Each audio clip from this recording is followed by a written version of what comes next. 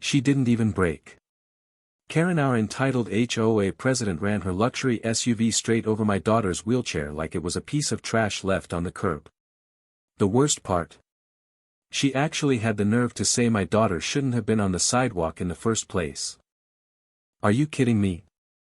It all started on a sunny Wednesday morning when I was pushing Ellie, my 9-year-old daughter, who's been in a wheelchair since she was 5, down the sidewalk in front of our house. We were on our way to the neighborhood garden plot, just a few blocks over. Ellie had painted little sunflowers on her wheelchair spokes, and she was humming her favorite tune, oblivious to the chaos that was about to erupt.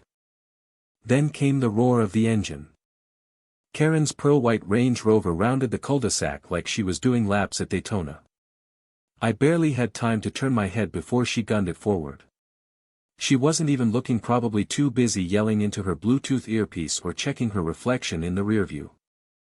Screech crack. The sound of twisted metal, plastic, and Ellie's scream still haunts me. The wheelchair went flying, and Ellie hit the pavement, her little arms trying to break the fall. I dove, scraped my knees raw catching her, but she was already wailing in pain. And Karen? She finally stopped the car half a second too late and rolled down the window with a smug little smirk. Oh my God, you people really need to watch where you're going. That chair was in my way. My jaw dropped. I could feel my heartbeat in my teeth. You ran over my daughter. I shouted, clutching Ellie close. Karen just waved me off and drove around us, literally around us, leaving tire marks and crushed sunflowers on the sidewalk. I was shaking. Ellie was sobbing. And Karen? She just kept driving. I wish I could say this was the first time she'd done something awful, but this crossed every line imaginable. This was no longer about HOA rules or noise complaints. This was criminal. The ambulance came. Ellie had a fractured wrist and bruised ribs. Thank God it wasn't worse, but her custom wheelchair was totaled. That chair cost us over $8,000. Insurance wouldn't cover a replacement for months. And while we were still in the hospital, Karen had the gall to post in the HOA Facebook group, claiming certain residents should keep their disabled family members out of high-traffic areas. Oh. No.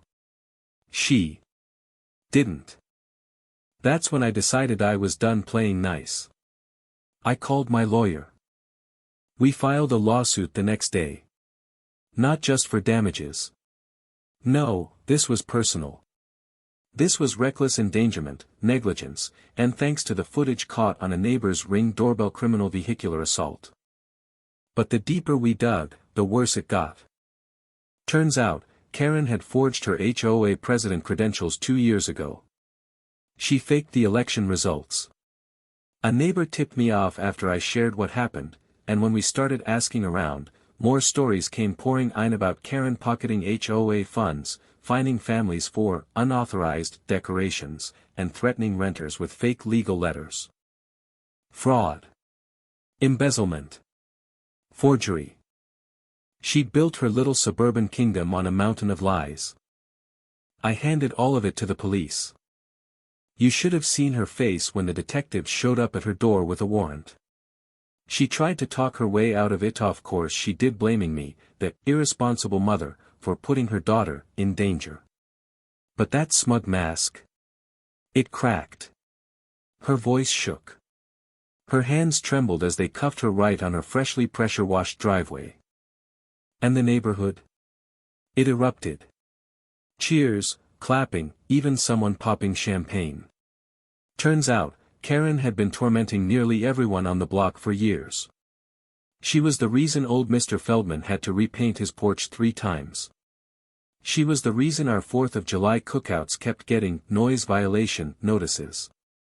And now she's facing multiple charges. The civil lawsuit is underway, and criminal prosecution is looming. Her Range Rover was impounded. Her position as HOA president revoked and publicly denounced in a formal letter signed by every single household, including the ones she once bullied into silence. Ellie? She got a brand new wheelchair courtesy of the GoFundMe our neighbors set up within hours of Karen's arrest. It's even better than the last one. Custom seat, light-up spokes, and yeah, those sunflower designs are back. Brighter than ever. But me? I'm not done yet. Because the next time someone tells me to calm down or let it go, I'll remind them of this: you don't run over a child and get to walk away with a warning. You don't fake authority, abuse your neighbors, and expect no one to push back. This wasn't just justice for Ellie. It was karma for every fraud, every forged signature, every moment Karen thought she was untouchable. And honestly, that final slam of the cell door behind her, it was the sweetest sound I've ever heard.